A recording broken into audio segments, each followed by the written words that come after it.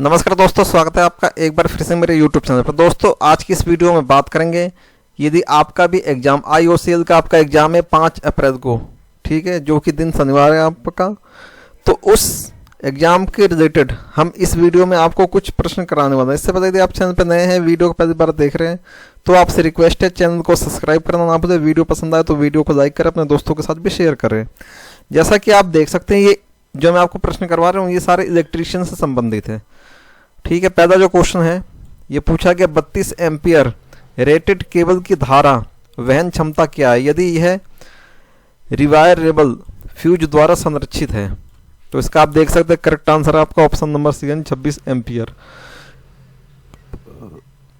इसका जो next question है दोस्तों, इसमें पूछा गया मानक तार गेज में तार के आकार को मापने के लिए संभावित सीमा क्या है। यानी जो आपका मानक तार गेज होता है जिसे हम कहते हैं SWG, स्टैंडर्ड वायर गेज, ठीक है, उसको उसके आकार को यानी तार के आकार को मापने के लिए संभावित सीमा क्या है। तो इसका करेक्ट आंसर आपका यानी 0 से 36 ये इसकी संभावित सीमा है।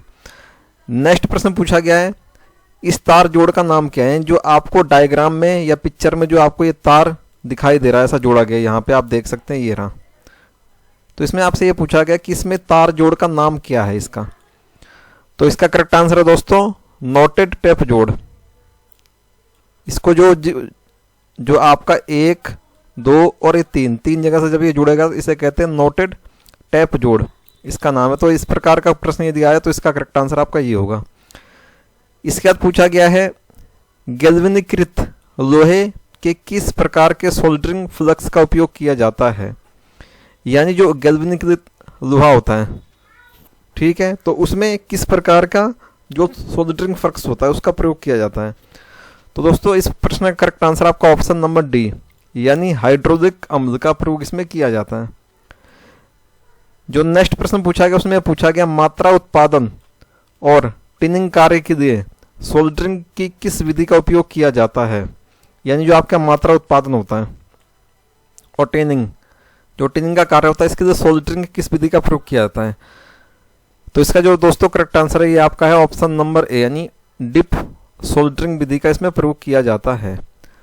अगला प्रश्न ये पूछा गया है कि अगला प्रश्न आपका डायग्राम से, ठीक है, जैसा कि आप देख सकते हैं अंडर ग्राउंड यानी यूजी केबल में एक्स के रूप में चिन्हित भाग का क्या नाम है। यानी जो आपका ये डायग्राम आपको ये दिखाई दे रहा है, ठीक है, इसमें जो ये भाग है जो ये आपका एक्स के द्वारा दिखाया गया, ये जो ये एरिया यहाँ पे, इस एरिया का क्या नाम है। तो इसका करेक्ट आंसर है दोस्तों बेडिंग। जो ये एरिया इसका नाम है बेडिंग। नेक्स्ट प्रश्न पूछा गया XLPE केबल का पूर्ण रूप क्या है। यानी XLPE जो होती है केबल, इसका पूरा नाम क्या है। तो इसका जो करेक्ट आंसर है दोस्तों ये है आपका क्रॉस लिंक्ड पॉली एथिलीन, ठीक है, जो XLPE का फुल फॉर्म है, यानी क्रॉस लिंक्ड पॉली एथिलीन। तो ये भी आपको याद रखना है।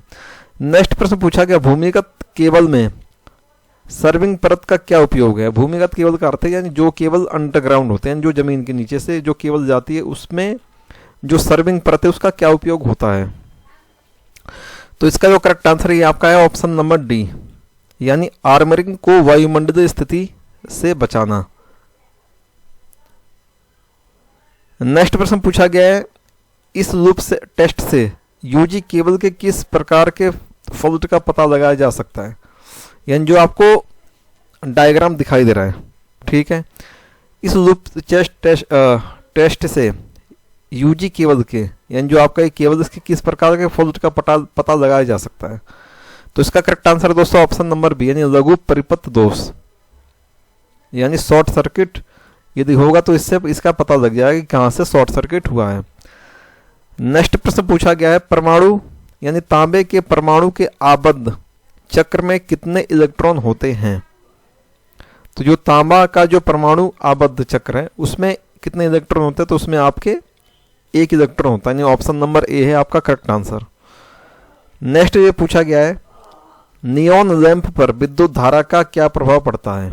यानी जो नियॉन लैंप होता है उस पर विद्युत धारा का क्या प्रभाव पड़ता है। तो उसका क्या होता है गैस आयनीकरण प्रभाव उस पर पड़ता है।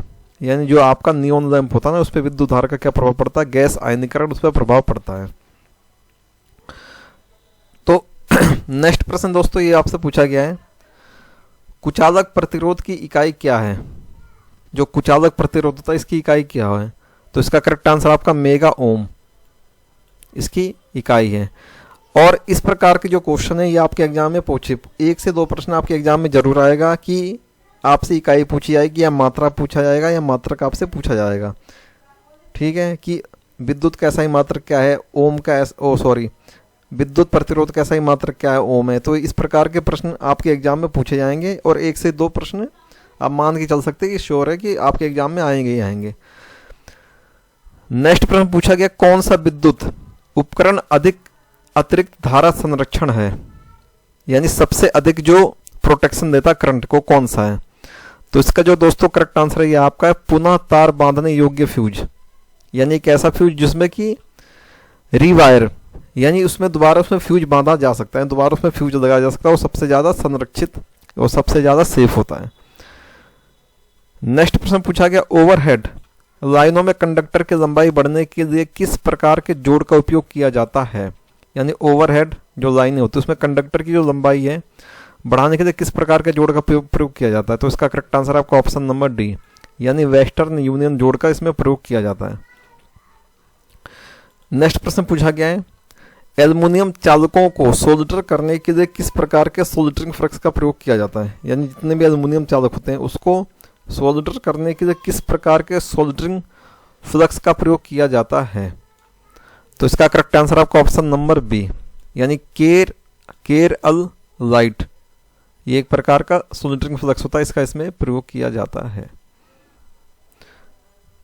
इसके बाद जो 16वां क्वेश्चन से पूछा गया, केबल बिछाने की कौन सी विधि संकीर्ण क्षेत्रों हेतु उपयुक्त है?